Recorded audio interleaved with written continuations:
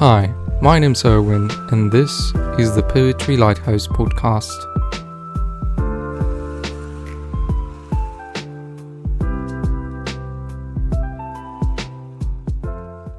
I'm so glad to see you again.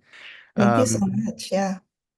First of all, I would like you to introduce yourself so that we can get to know you a little bit better and what you do and how did you came to, be involved in poetry. Yeah. My name is Luisa Igloria, and I am currently based in Norfolk, Virginia, where I am on the faculty of the MFA Creative Writing program at Old Dominion University. And I also help out at a local nonprofit writers organization called the Muse Writers Center. So I also teach a few short-term, 4 meeting classes every semester, and it's great fun. It's also a different kind of writing community. So we have in our program, it's a 3-year residential program, and people come from all over the country to work with the poets and nonfiction writers and fiction writers on the faculty. So it's a very diverse and also a very exciting group to work with. Last night we finished up the fifth, sixth day of an annual literary festival, which we have been presenting at my university for the last 47 years. So pardon the eye bags.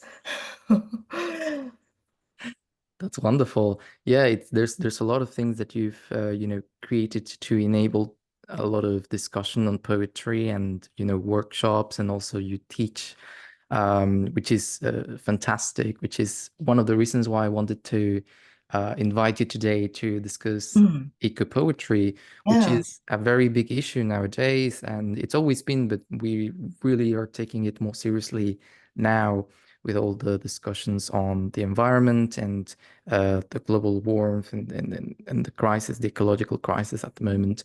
So Mhm. I was very interested because you and Eileen Casinetto, you've co-edited as well with Jeremy's this wonderful anthology of poetry, which contains a lot of wonderful and not just beautifully appealing and good to read, but also very important in terms of the contents and the climate message that they want to, you know, Mhm. give away. And Mhm. I think you have yourself a poem here, which we will read in a few minutes. And I'm just really excited because I really loved every poem in here. I think they Oh, all thank have you. their own sort of um, message, their own kind of personality, and I think they tackle the issue from different angles, which is Mhm. quite interesting to see. So Yeah. yeah. Yeah, thank you for bringing up the anthology. It's was a very meaningful project, and we kind of were, I guess, at the right time, right place, that confluence of energies, meeting people, and then getting to know Dr. Jeremy Hoffman, who at that time was the chief scientist at the Virginia Science Museum, and also talking with other colleagues in my university. At that time, I was still serving out the last year, I believe, of my term as the former Poet Laureate of the Commonwealth of Virginia.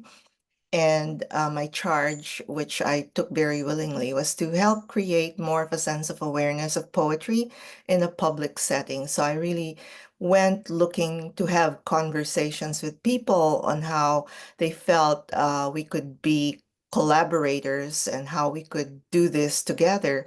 So I live in a coastal area now. I'm originally from Baguio City in the Philippines. I'm an immigrant. I'm a poet of color, but at the same time, I'm also aware that the place where I am now, even if it is very different from where I grew up, we share so many things in common now with the rest of the world because of our growing sense of precarity living at this time as we do. We were just, watching the coverage down in Florida of what would have been a major, major, catastrophe had the hurricane been on its Category 5 path. But you never know, and nature is not something that we can control or master in ways that maybe we think of mastery and control. typically as things that we can, I hate to use the word, but I hear it a lot, mitigate or do things that can lessen the impacts. But there's so much mystery in the world, and that's the thing about living in a universe of this kind of interconnectedness. We feel how relatively smaller we are in the scale of the larger picture. So with this book, I went looking to have conversations with people and learned that Dr. Jeremy Hoffman, who is our co-editor, was at that time one of the chief scientists involved in the preparation of the fifth national climate assessment. And just talking back and forth, we found out that he also has an interest in poetry. He had written some poems himself when he was a grad student, and he continues to read and be interested in poetry. And so when I broached the idea of the anthology to him, he was very excited. And I felt like alongside the science, which definitely we need, they do amazing work on the ground, taking information, bringing it to whoever is in charge of making sure that policies, are reflective of the conditions of our time. But we also felt like a lot of it, because it's cast in more scientific language, is not always accessible to the reader on the ground or to the ordinary person. So when we came together, Eileen and Jeremy and I, when we came together to discuss the guidelines for the anthology, it was very important for us to remind our contributors that we would really much rather hear from their experience, to tell stories on the ground, from their lived experience of living through this time. So no jargon, because we have that in the science, we have that in the other more technical fields, but really to hear the stories of how this is affecting everybody, wherever you are. Yeah.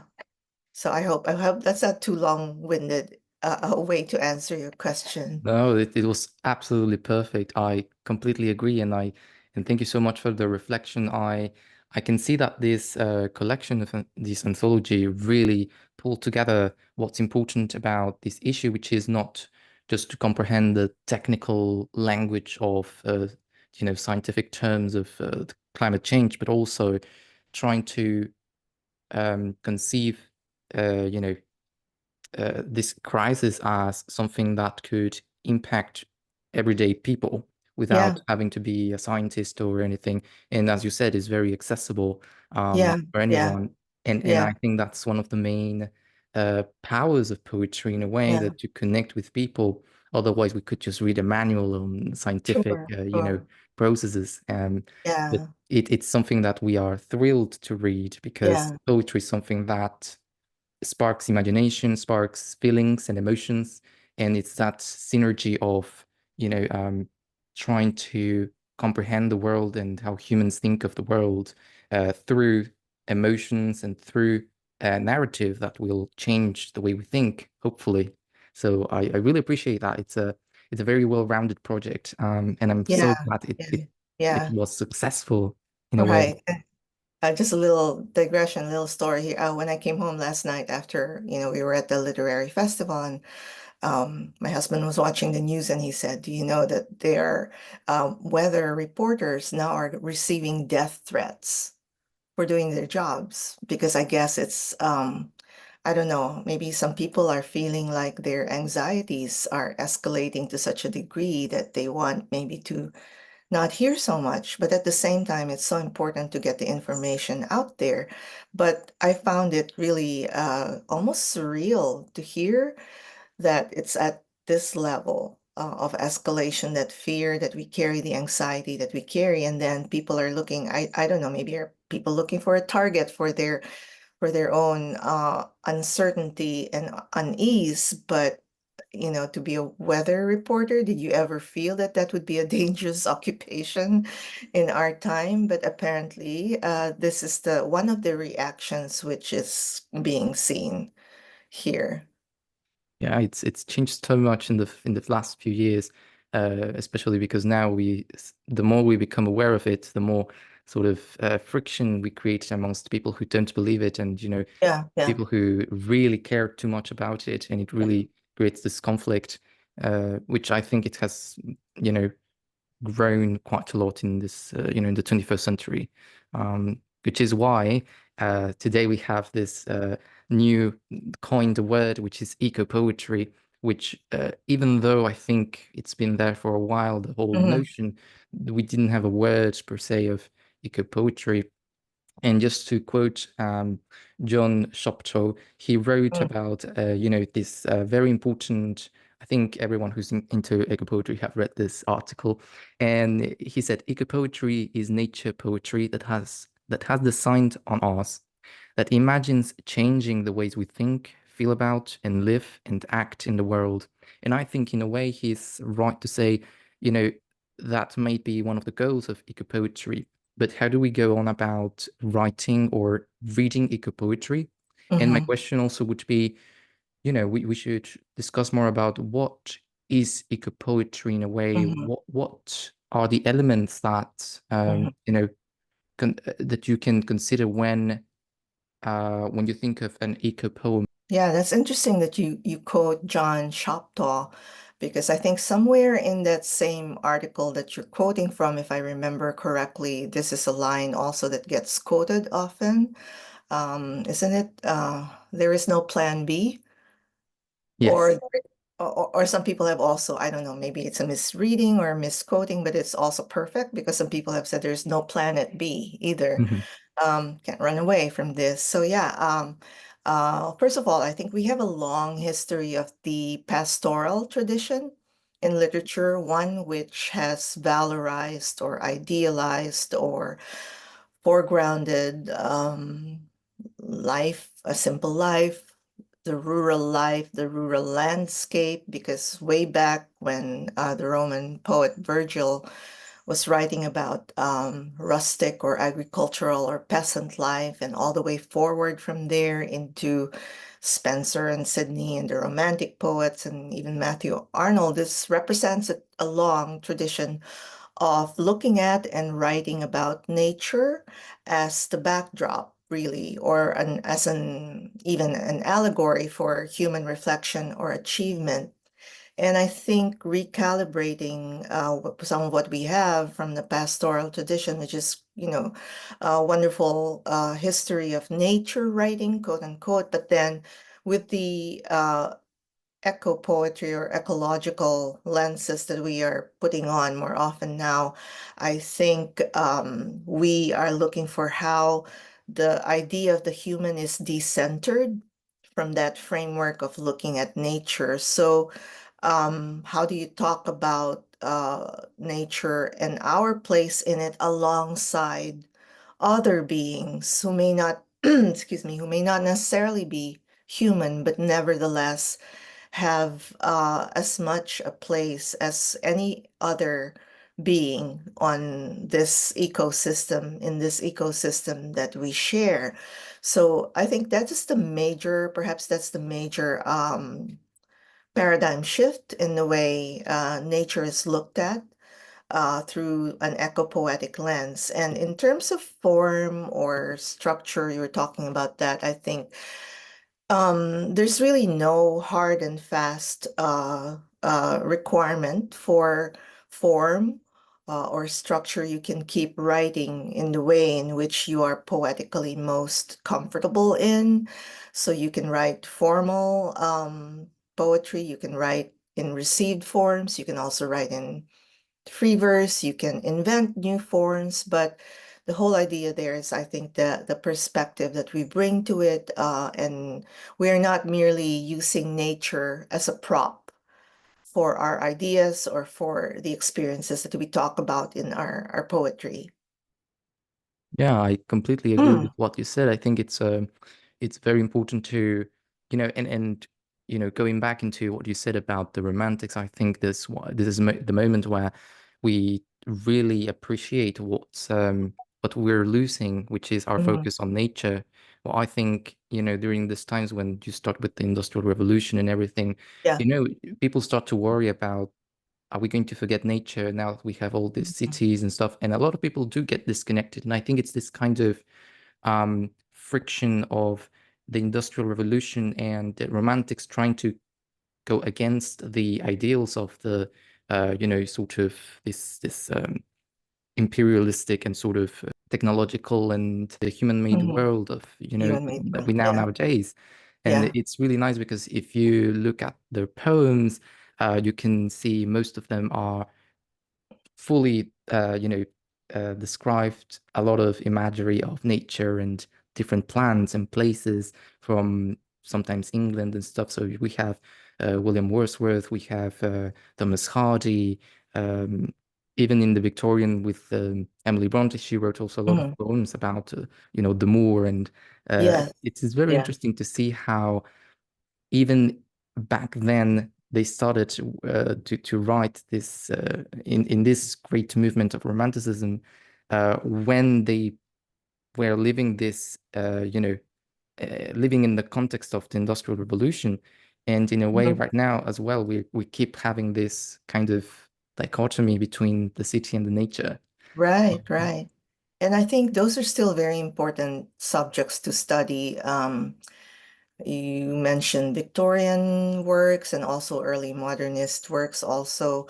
Those are all periods of literary, artistic, and cultural production, which of course have been marked by so many um, transformative changes in the wake of, as you mentioned, the Industrial Revolution. So you have new technologies, you have urbanization, but also increased urban blight, increased pollution, changes in the way humans relate to the natural world are also part of that sense of um, I don't know, dissipation, fragmentation away from the things that we considered once to be more ideal as a place against which human life and thriving could proceed.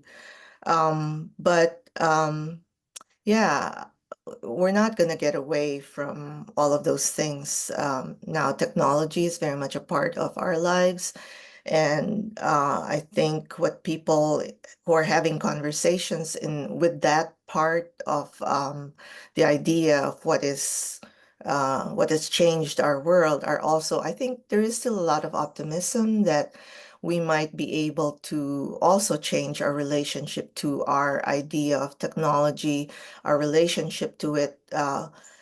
And maybe there is still a way in which we can move forward without further tipping the balance, out of complete proportion so that, people have this phrase, climate midnight. We are really teetering. That's why the title of the anthology, to be on the edge of something that is going to be irreversible, irrecoverable.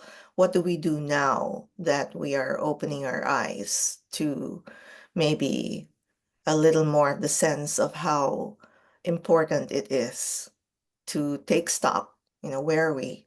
Just stop and take it in. And Hmm.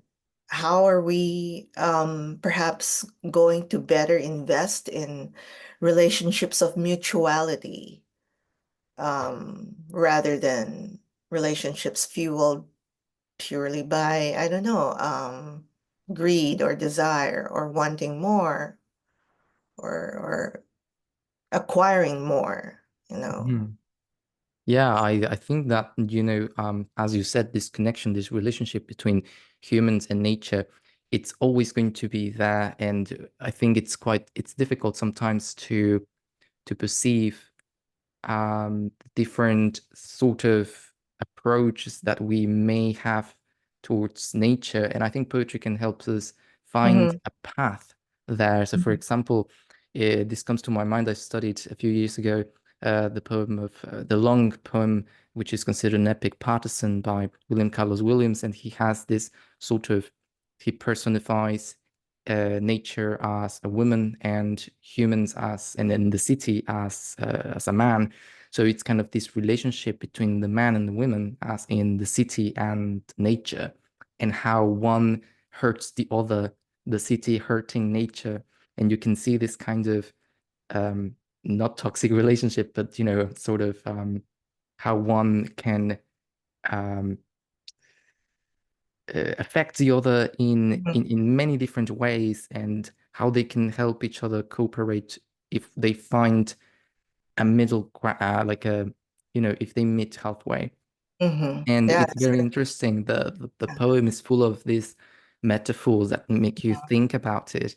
And I think, you know, um, he was a doctor, William Carlos Williams. He knew about the human condition, and he's able to brings us to such awareness of our surroundings that it's quite um, striking that to write this type of things as your major work, to focus on this waterfall of Patterson and nature, rather than the city and man and success and this stuff. It's just sort of like a simple meditation of as you said, being calm and connecting with sometimes connecting with nature also helps you connect with yourself in a way. And I think a lot of poems try to have that um sort of objective behind. Yeah.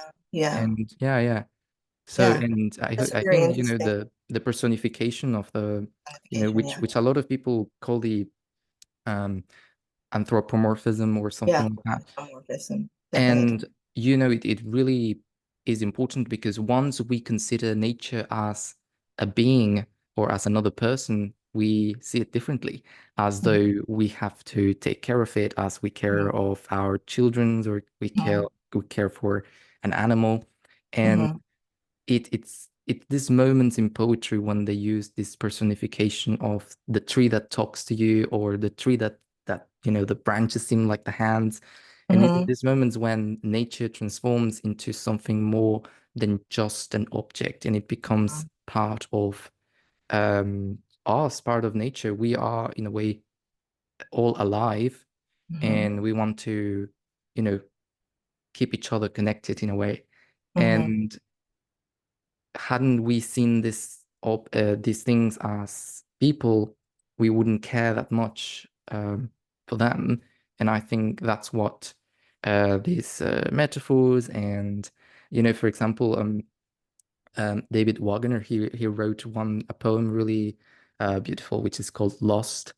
And he talks a lot about this forest and trees, but he does it in a way that you really have a sense that you're in the presence of something more than Mhm. just the tree. It's spiritually connects you to something beyond the what we now call just nature. It's something even deeper, which I Mhm. think, as you were saying before as Oh. well, is to go back into even um, you know, the Greek mythology and these religious um, gods and goddesses of nature. I think there is a reason why it's always been all around, it's all about nature. We have the god of the sea, the god of the wind, and the goddess of the trees, and the gods of agriculture, as you said. So I think there is some sort of spiritual environmentalism about something about it that creates that gives a lot of Mhm. power to nature. Mhm. And yeah, it makes us think like we have to worship nature in a way.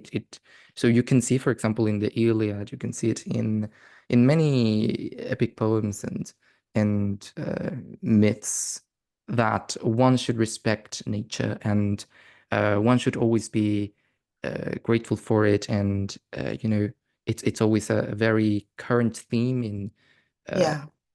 in religion and in mythology. So it's been in for years, many years. Yeah, absolutely. But everything you've just said also points out how insistent we are.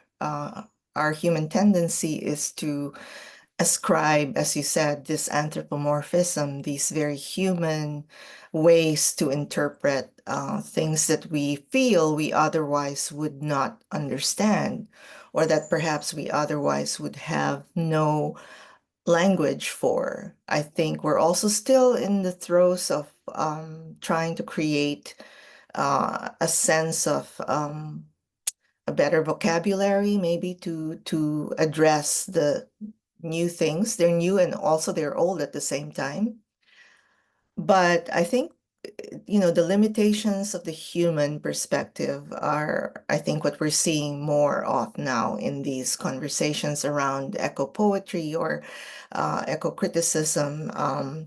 And the examples that you point out are, of course, very pertinent, but we also think of how they're very historically determined, that they come from a place where we can figure out, the origin of the usage of certain things. Like these words did not drop from the skies into our laps. Somebody made them up, right? So they're convention.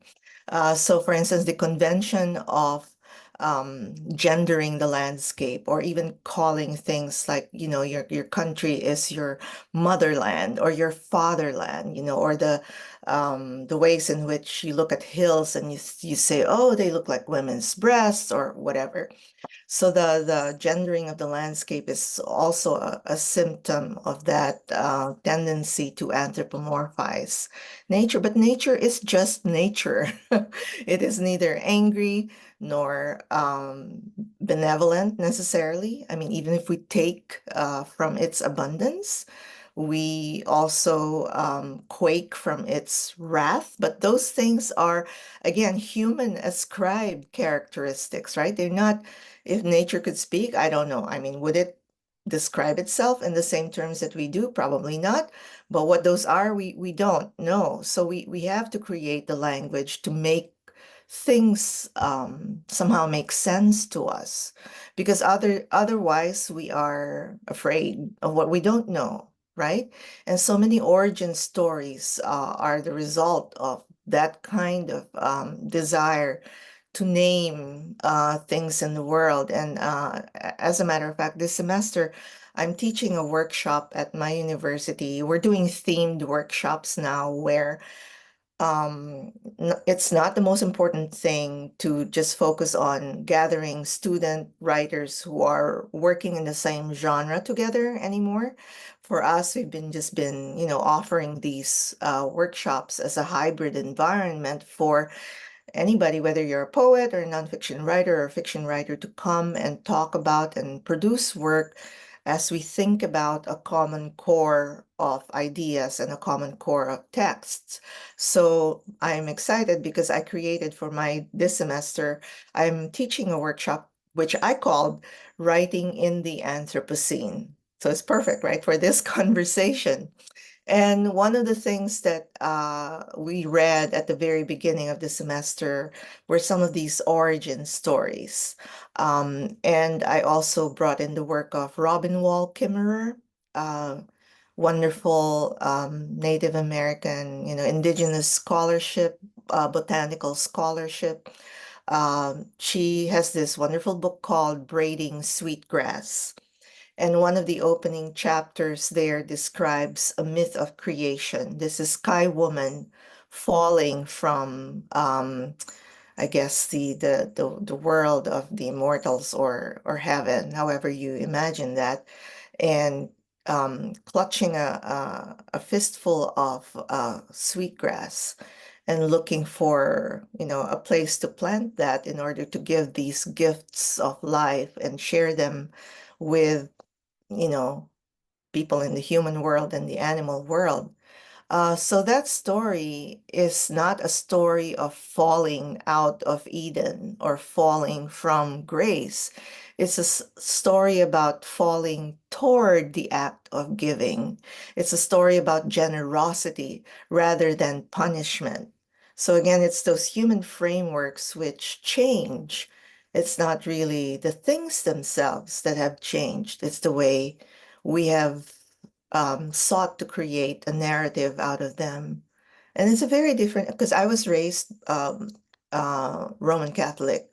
And of course, the stories I grew up on were these origin stories in the Bible. Adam and Eve, she ate of the forbidden fruit and, cast away from the garden. And you will ever only know hard work and labor all your years. So, but that's such a very different story. I'm not saying one is better than the other, but you do see the difference in the framework. Yeah, absolutely. I think that's a very interesting point. The fact that we changed the tone of voice and the approach and the angle that we talk about nature tends to change in the narrative, in the literary world, and in the religious world as well. How we, consider nature sometimes as something that we are opposed towards, or something that, complement humans. And some narratives may drive us away or make us think of nature differently, as you said, and that's a very interesting concept in a way to study. You could do like a whole year course Oh on yeah, more. how, yeah, it's on how, Whole lifetime of study. yeah, it's very interesting to see how these narratives shaped humans' connectedness to nature.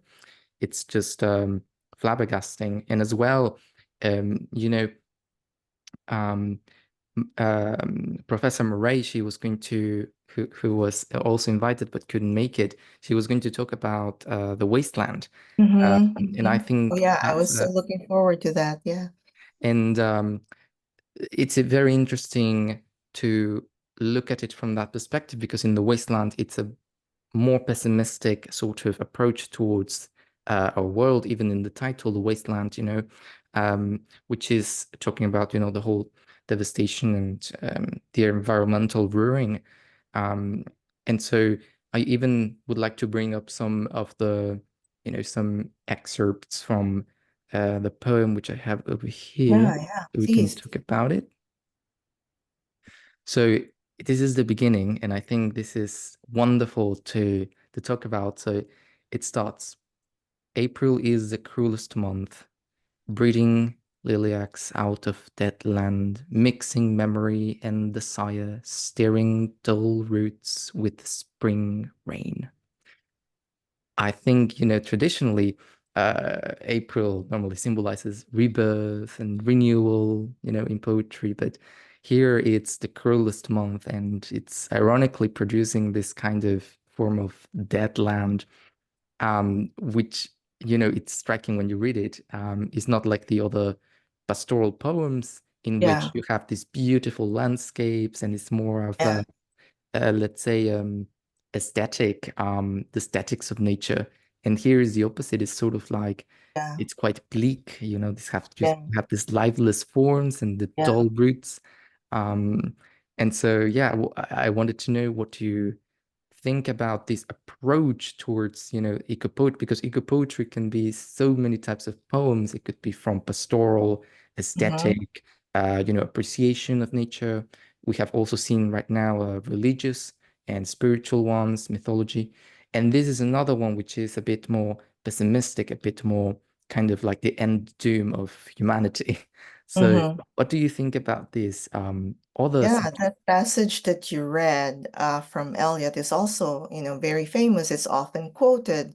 And I remember reading those works too when I was a college student in a galaxy far away long ago. I mean, I'm much older now, but I do remember how striking that was too for me when I was studying them. And now that you bring back those lines in the context of this conversation, maybe Eliot was also experiencing something that he was finding very strange. Like, why is April not beautiful and full of hope and springing forth from the grass, that kind of thing? Why is it this desolate landscape that I see before me? So maybe he was already experiencing that idea of nature out of kilter with itself, things out of season. You don't quite know, the plants are confused themselves.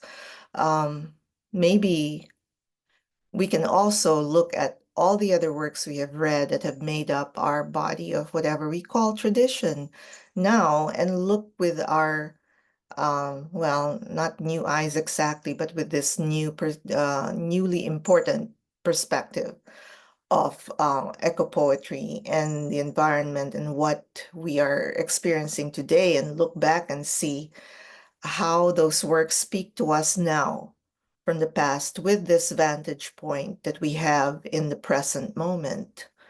We don't know yet what the future is, but hopefully there will be a future, right? So we look back at these things. And now that you mentioned that, I mean, I did not cut my teeth on, all the epics and all the other great examples of literature from a European tradition, because I was schooled in a different tradition before I came to the US to do my further graduate study. But I remember reading epics, too, Philippine epics in my college stint back in the Philippines. I came to the US when I was 30 and then returned for a brief while and then came back 27 years ago now, 26 years ago now to, I guess, take up more permanent residence here after I started teaching at my university currently. But I remember reading this epic poem in Ilocano, which is one of the 90 plus languages in the Philippines. And I'm from that region of the north, so I found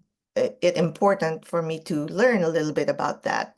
So I read this epic of a hero named Lamang, Biag ni Lamang, the life of Lamang. And like any other epic hero, he is stalwart, he is brave, he comes from good lineage, he wants to do great things, he's also very strong, and he can, kill things if necessary, that kind of thing. But in this part of his life story, people are amused by this part of the story. He's supposed to be on his way to win the hand of the most beautiful maiden in that part of the land. But he decides he should make himself presentable. So he takes a bath in the river, and this is where people chuckle because he has been, he has acquired so much grime, and being a hero, I guess you get dirty, that all the fish die in the river. And it's being held up as another example of his part of his epic prowess. Is like he's so dirty, he killed all the fish. And it's funny, but then at the same time, now that I think about it in the context of our conversation, it could also be another way to talk about the human impact on, again, our natural environment, and even the people that we hold up to, such ideals of prestige, or human, the best example of a human being are are fallible. They're also prone to this lethal or toxic effect upon their environment. They're not all good, and I mean, but people look at this little incident in the epic and they just laugh. But I think there's also another way in which we can look at that. I thought I'd share that with you. Yeah, I think that's very interesting to, see a poem or a piece of whether it's a poem or just piece of literature in any novel or any type of art in that matter, to see it with a from a new perspective through a new lens. And I think that's a very interesting thing to do. And especially now in academia, I think that's being done more and more. Rediscovering some of the old texts that Yeah, we've studied in the same way. We studied it yeah, as in a specific context, in a specific, um, themes, that this poem tackles these themes, and that's it. Nothing more, nothing less. And nowadays, we're kind of opening up to the opportunity of rediscovering them through different, more contemporary issues that, maybe they were there from before, but we yeah, didn't pick upon them at that yeah, time. But now we can again go right. again and Yeah, pick them up. yeah. And in the same example of of the wasteland, we have later on, because I've also studied this a few years ago at university, and I've noticed that there are loads of things that could be straight away considered as directly eco poetry. So Yes. he has in one part that he calls, it's divided in 5 parts, and the fifth is called the fire sermon. Hmm. And he says, The river sweats oil and tar. The barges drift with the turning tide, red sails wide. The leeward swing on the heavy spar. The barges wash, drifting logs. And he goes on and on talking about, how the water is polluted as well. And then later on as well in another section, he says, um, here is no water, but only rock, rock and no water, and the sandy road, the road winding above among the mountains, which are mountains of rock without water. So talking about, how the drafts and the lack of water and the changes in the Anthropocene, the changes Mm. in the environment. And another one that I really like, it's in talking about, it reinforces the idea of ecological devastation. He says, London Bridge is falling down, falling down, falling down. These fragments I have uh, short against my ruins. And it's talking about how in the end, there's the crumbling of nature also ends up in the crumbling of humanity as well. Right, right, And it's sort of like this strong ecological message of right, the barren landscape that right, he's right. critiquing. And I don't think at that time people really saw it as important, like the poem as this is the main theme of the poem, obviously, because the main theme at this time it was the whole thing about, war and Yeah, the yeah, emotional feelings yeah, at that moment, which were catastrophic, a lot of yeah, human despair. yeah. And nowadays that we are a bit more relaxed, we'll still have very big issues of war at the moment, but Yes, yes. we are able to see it again through this lens of eco poetry, which is very Right, interesting, as you said. Yeah. right. And T.S. Eliot, I think, was also very influenced by Buddhist ideas. And if I remember correctly, there's many passages in that long poem as well as in his other poems. Like I'm thinking of Four Quartets, for instance, where he has this almost like Zen-like passages talking about, the way in is the way out and the way forward is the way back. But also there is that idea of the need for kind of like a human cleansing. And I think in a way, a lot of what he says in those passages is kind of like addressing the need for, I guess maybe humans to be absolved of all the crimes they've committed against the world, I guess. Hmm. Yeah. Yeah, and also, this kind of um, reminds me of what we've talked about, the power of nature and the wrath of nature, because sometimes we could think of it as it's failing us, but Hmm. sometimes it's we, We, us as humans who are failing nature. yeah. And um, there is this another poem that I found just a few days ago that reminded me that I wanted to bring up to this conversation because I think it's Yeah. quite Yeah. interesting because this poet Bryant, and he wrote a poem in which you have this sort of imagery that he doesn't shy away from acknowledging the destructiveness of nature. For example, you have right now the Milton. Is it a thunder? No, it's not thunder. It's a storm, or um, Mm. right. And we have all these natural disasters happening around Mm. the world, tsunamis. We have floodings. We Mm. have, many things that we could consider one could be seen as a punishment from God, or Mm. nature is taking revenge, or that could also be seen as maybe we've gone too far and we have to reconsider the way we live. And so Mm. he says in his poem, "O God, when thou dost scare the world with falling thunderbolts, or feel with all the waters of the fire firmament the swift dark whirlwind that uproots the woods and drowns the village."